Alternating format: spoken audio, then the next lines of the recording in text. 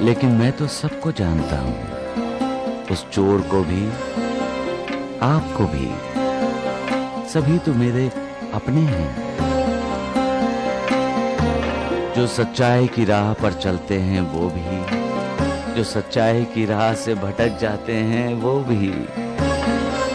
मैं तो यहाँ सबको करुणा देने आया हूँ, सबका मार्गदर्शन करने आया हूँ। लेकिन वो चोर कहता है कि वो आपका भक्त है। सभी मेरे भक्त हैं, महालसापति भी, द्वारिकानाथ भी,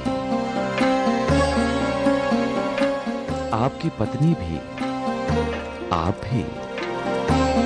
वरना आप मुझसे मिलने द्वारिका माई में क्यों आते? पैसा किसने बनाया? पैसे को इंसान नहीं ना, तो अब पैसा इंसान को खाएगा क्या? सोचो, समझो, पैसा ही माया है, पैसा अहंकार है, पैसा लालच है, पैसा ही झगड़े की जड़ है। पैसा भाई भाई को लड़ाता है, पैसा सास बहू के बीच में दीवार खड़ा करता है। फिर भी तुम्हें पैसा चाहिए, क्या करोगे पैसे का तुम लोग? क्या करोगे पैसे का?